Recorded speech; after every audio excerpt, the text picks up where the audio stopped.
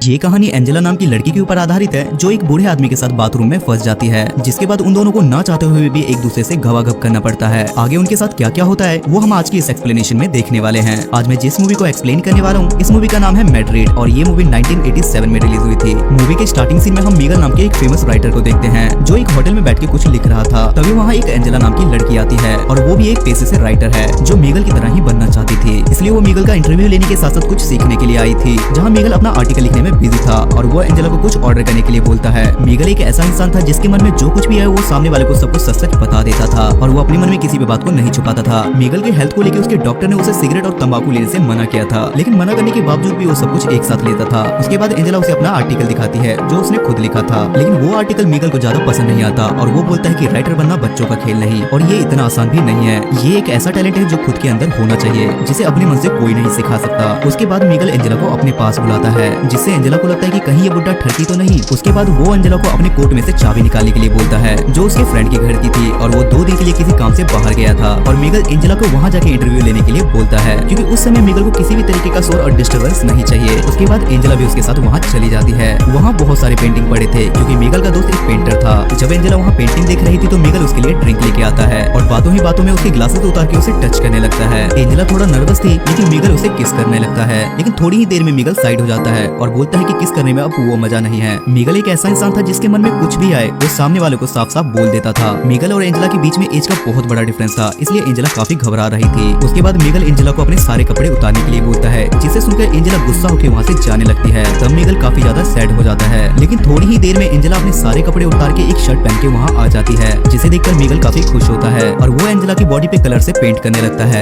जिसके बाद Angela bathroom में नहाने के लिए जाती है और वहाँ मीगल भी पहुँच जाता है और वो भी उसके साथ नहाने लगता है, जिसे देखकर एंजेला समझ जाती है कि मीगल मुझे बिना तेल के पेल देगा। तब वो मीगल से साफ साफ बोल देती है कि मुझे घबाघब नहीं करना और वो वहाँ से डोर ओपन करके जाने लगती है, लेकिन वो जैसे ही दरवाजा खोलती है तो डोर नहीं खुलता क्योंकि वो दरवाजा जाम हो गया था। जिसके बाद मीगल भी उस दरवाजे को खोलने की कोशिश करता है लेकिन वो दरवाजा नहीं खुलता और वो दोनों वहीं फंस जाते हैं। तब एंजेला हेल्प के लिए खिड़की से बाहर आवाज लगाने लगती है, लेकिन मीगल उसे आवाज लगाने से मना कर देता है क्योंकि अगर इन दोनों को इस हालत में किसी ने वहाँ देखा तो पता नहीं क्या होगा। उसके बाद मीगल एंजेला से बोलता है कि मेरा दोस्त परसों यहाँ आ जाएगा। ये सुनकर एंजेला काफी ज्यादा शॉक हो जाती है क्योंकि ऐसे उन्हें 2 दिन तक बंद रहना होगा जो उनको बिल्कुल भी पसंद नहीं था। जिसे सुनकर मीगल भी सोच में पड़ जाता है और वो भी हेल्प के लिए बाहर आवाज लगाने लगता है, पर उससे घंटा कोई फर्क नहीं पड़ता। उसके बाद मीगल एंजेला से बोलता है कि अब हमारे पास इंतजार के अलावा और कोई ऑप्शन नहीं है। उसके बाद वो दोनों आपस में बात करने लगते हैं जहाँ मीगल एंजेला से उसके घर वालों के बारे में पूछता है। तब एंजेला अपने पापा के बारे में बताती है कि मेरे पापा एक मिलिट्री है और नाम बताने पे मीगल उससे बोलता है कि मैं तुम्हारे पापा को जानता हूँ। मीगल उसकी पूरी फैमिली और उसकी 17 साल की बड़ी बहन को भी जानता था क्योंकि एंजेला की बड़ी बहन के साथ मीगल एक स्कूल में था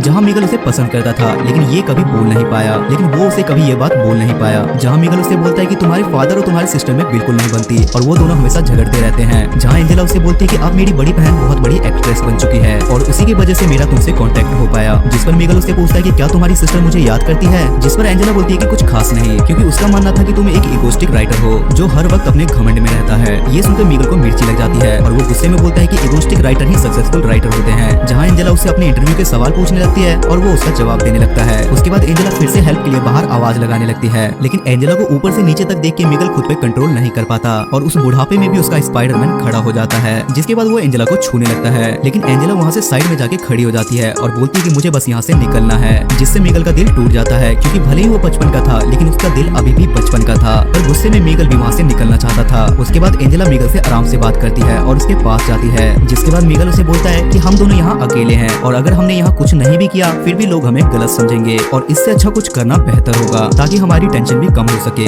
जिसके बाद एंजेला भी उसकी बात मान जाती है और वो दोनों मिलकर बाथरूम में ही घबाघब करते हैं। घबाघब करने के बाद एंजेला को बहुत तेज भूख लगती है क्योंकि उसने इतनी मेहनत का जो काम किया था। जिस पर मीगल उससे बोलता है कि मुझे लोगों को खाते हुए देखना बहुत ज्यादा अच्छा लगता है, घोंचू साला। तब वो बोलता है कि स्टोरी ऐसे लिखो जो बिल्कुल रियल लाइफ की तरह हो ताकि लोग उसे अपनी लाइफ से रिलेट कर सके। मीगल ये सारी बातें बहुत ही सटीक तरीके से बोल रहा था जो सुनने में लग रहा था कि जैसे वो एंजेला को डांट रहा हो। तब एंजेला उस पर गुस्सा हो जाती है और मीगल उसे मनाता है और एंजेला को हेल्प के लिए बाहर आवाज लगाने के लिए बोलता है, लेकिन लाख कोशिश करने के बाद भी उसकी आवाज कोई नहीं सुनता, जिसे देखकर एंजेला हार जाती है। उसके बाद मीगल एंजेला से बोलता है कि हमारे बीच जो कुछ भी हुआ वो थोड़ा अजीब है लेकिन हमें अफसोस नहीं करना चाहिए। तब मीगल को किसी आदमी की आवाज सुनाई देती है और वो खिड़की के पास जाके अपने दोस्त लुइस को कॉल करने के लिए बोलता है। कुछ देर इंतजार करने के बाद उसका दोस्त लुइस आके वहाँ पे दरवाजा खोल देता है और वो उसे यहाँ आके सॉरी बोलता है क्योंकि वो मीगल को ये बताना भूल गया था कि बाथरूम का दरवाजा बंद मत करना। उसके बाद एंजेला जाते समय मीगल से बोलती है कि आज हमारे बीच जो कुछ भी हुआ वो दोबारा नहीं होगा और ये बस एक इंसिडेंट है, इससे ज्यादा कुछ भी नहीं। और उसके बाद एंजेला अपने घर चली जाती है।